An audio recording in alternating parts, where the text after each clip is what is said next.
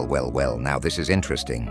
See, I've seen monsters, real ones, the kind that wear smiles like war paint, the kind that shake hands while sharpening knives behind their back. But you make even them hesitate. You ever notice how quiet the room gets when you walk in? Not respect, not fear. Something worse. It's that instinct, that primitive whisper in the back of every skull. Don't mess with that one. Even the devil don't want to dance with you anymore. Boss, he tried once. You burned him. Now he hides when your name gets mentioned in the dark. See, they thought they built you in pain. They thought they could break you into obedience. But pain became your factory. Every scar turned into a steel beam. Every betrayal, a brick in your empire. And now, look at you. Not a saint, not a villain. Just the proof that fear bows to the one who no longer cares. You don't chase smoke anymore. You are the fire. And the devil? He's coughing because you, boss. You became what hell never expected. A soul that doesn't flinch. See, most people don't understand how evil really works. It studies you. It watches, like a scientist watching a rat in a maze, counting every twitch, every hesitation. Evil doesn't strike right away. It tests. It wants to see what breaks you, what makes you flinch. Because fear, that's the leash. But then came you, and oh, the confusion that caused. You didn't run when the lights went out. You didn't tremble when the air got thick. You just smiled, right there, inside the storm, like you'd been waiting for it your whole damn life. And the devil, he noticed. He leaned in close, studied your breath, watched your pulse, waited for that tiny, delicious crack of panic. But it never came. You just looked right back at him. Calm, unblinking. He tried the classics. Temptation, chaos, loss, even silence. But nothing moved you. You didn't beg, didn't scream, didn't even react. That's when it happened. That twitch, right there, in his left eye. The devil twitched first, because suddenly he realized his whole system was built on people who fear him. And when that fear stopped working, control collapsed. You could almost hear it. The click of broken chains, the shatter of illusion, the sound of hell losing interest. He circled you, tried to find the weakness, but you weren't playing defense anymore. You'd seen through the trick. That fear is only real if you believe in it. So you didn't fight back. You just stood there, and in that stillness, he saw it. The crown he thought he owned was never his to begin with. He blinked first, and you knew the throne was empty. You know what really breaks him? Not rage, not chaos, clarity. That's the part they never planned for. They wanted to twist you into a puppet, a well-behaved ghost, bowing to every command. But somewhere between the pain and the pressure, something changed, didn't it? They wanted a servant. They built a sovereign. See, they kept pushing, thinking they were winning. But every scar just sharpened you. Every betrayal burned a little weakness off. And before they knew it, you weren't breaking anymore. You were hardening. Pain stopped hurting the day you stopped hating it. You started studying it, dissecting it, finding patterns in the madness. That's when you realized the fire wasn't there to destroy you. It was there to forge you. Every burn shaped something, every fall carved edges, until what they built, too. Control became something they could no longer reach. You stopped asking, why me? You started whispering, try me. And that's when everything flipped. Confusion turned into focus. Chaos turned into choreography.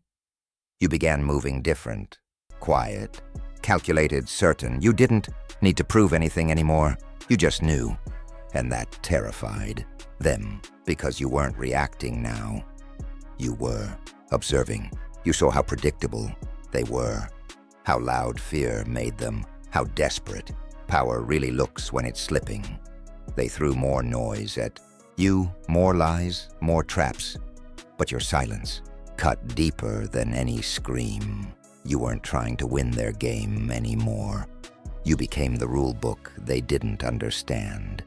And as Joker leans forward, voice dripping like poison honey, you learned the one thing they prayed you'd never discover. Silence kills louder than screams. Huh. You felt it, didn't you? That shift, that little tremor in the air when you walked in. No explosions, no fireworks, just silence. Heavy, watching, waiting. The room went quiet, not out of respect, out of confusion. See, they were used to the old you, the one who flinched, explained, apologized for existing too loud. But now you just stood there, unbothered, untouchable. Whispers replaced laughter. Smiles cracked like old paint. Even the ones who swore they loved you started scanning your eyes for signs, searching for weakness, for emotion, for anything human left to use. But there was nothing, just that quiet fire behind your stare. And they hate that, oh. They hate what they can't read, because control only works when they can predict you, when they know where to push, where to hurt. But your calm, it's unreadable. It's chaos dressed in stillness. Joker laughs softly, a low, broken sound. They thought chaos needed noise. He says, but your calm was the loudest threat in the room. Every move you make now bends gravity a little. Tables turn themselves. The spotlight dodges you, even shadows. Step back. You don't need to raise your voice anymore. Your silence pulls confessions. People reveal who they are just by standing near you. Their fear talks for them. You didn't ask for power. You just stopped pretending you didn't have it. And that's what made them nervous, because you became the reminder that control isn't taken, it's withdrawn. And now, even demons check their mirrors before they talk about you. Now this is my favorite part. The moment everything snapped. Not in madness. No. In clarity. See, there's always that one moment when you stop begging for understanding. Stop asking to be seen. Stop trying to prove you're good. And instead, you remember who you are. That was the night you stopped playing nice. You stopped shaking hands with ghosts. Stopped making peace with people who built wars out of your kindness. And in their place, you started collecting crowns. You burned the mask they gave you. The one that smiled on command. The one that apologized for being too strong, too real, too much. You watched it melt. And beneath the ashes stood something they couldn't label. Something they couldn't own. Joker chuckles. That slow, rattling laugh that sits somewhere between awe and insanity. They thought you lost your mind. He sneers. But you didn't go crazy. You went clear. You started walking through their system like it wasn't even there. No permission slips, no apologies, no hesitation. Just that calm, surgical precision, cutting through illusions like glass. Rules, you broke them with a smile. Expectations, you rewrote them mid-sentence. You stopped fighting for a seat at their table and built your own, out of the bones of every no they ever gave you. And oh, the look on their faces, that mix of fear and fascination, like watching a storm realize it can't drown fire. You didn't need revenge, you needed distance. And once you took it, their world shrank. Now the whispers follow you. The eyes linger, and the Joker grins wide, voice softening to a knife's edge. Power doesn't roar. It whispers your name. Funny thing about truth. Once you start wearing it, people can't stand to look at you. You became the mirror they never asked for. Not the shiny kind that flatters. The kind that shows everything. Every crack. Every lie. Every rot they tried to bury beneath their smiles. Joker tilts his head, eyes glinting. You reflect the rot they hide. He says softly, and that's what kills them. Because when they stand in front of you now, they don't see you, they see themselves. All the envy, all the masks, all the parts. They swore nobody would ever notice. You didn't have to expose them. You just existed, and your existence was evidence. You're the consequence they can't outrun. The living proof that you can survive what they call unforgivable and still walk away looking untouched. They all can't hurt you anymore, so they hurt themselves trying. They whisper, hoping the echo will wound you. They mimic your tone, hoping to steal your calm, but every attempt just cracks their reflection deeper. And when you smirk, oh, that tiny, effortless smirk, it pulls confessions out of them. Every fake smile twitches, every facade trembles, because in that moment, you remind them what real looks like. The reckoning isn't in the chaos you cause. It's in the silence you leave behind, a silence that makes them see what they've become, see what you became despite them. They used to feed off your weakness. Now they choke on your composure. Joker leans forward, grin curling slow, voice a whisper coated in laughter and venom. You didn't need revenge, boss. You just showed up, and you made sin. Look nervous. Look at you now, not loud, not desperate, just there. Solid, unmoved. You don't need to announce power anymore. It hangs off you like smoke that refuses to fade. It's not something you wear. It's something the world feels when you walk by. Joker circles you slowly, voice dripping with fascination. See, that's the thing about real crowns, he murmurs. They don't glitter, they weigh. Power didn't fall into your hands. It settled, like destiny realizing it showed up. Late, like thunder remembering where it came from. They can't copy it, can't fake it because they didn't bleed for it. They try to imitate your tone, your timing, your calm. But the difference is in the damage. You earned what they only pretend to understand. Your shadow now sits taller than kings. Your silence echoes louder than their speeches. You became the quiet kind of legend, the one that doesn't ask for respect, but receives it in the tremble of every voice that says your name. You didn't chase the throne. The throne came crawling, dragged itself through the ashes you left behind, and begged for permission to kneel. Joker laughs, low, hoarse, proud.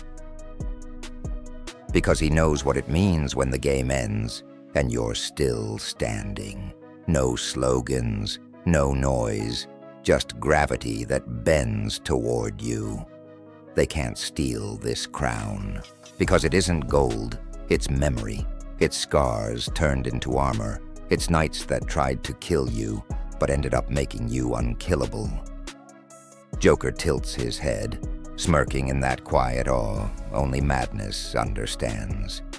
And the devil, he started clapping. Look around, boss. Do you see it? The silence after the storm. The air feels different now. Heavier, but calm. Even the wind moves careful when it passes your name. The world adjusted. It had to, because you stopped bending.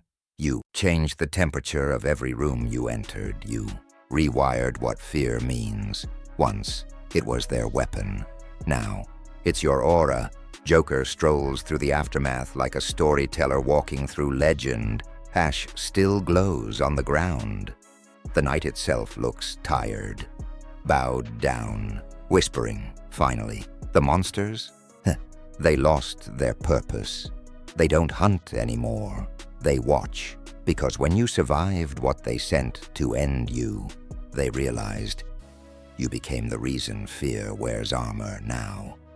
You didn't destroy hell. You outgrew it. You didn't kill the devil. You retrained him.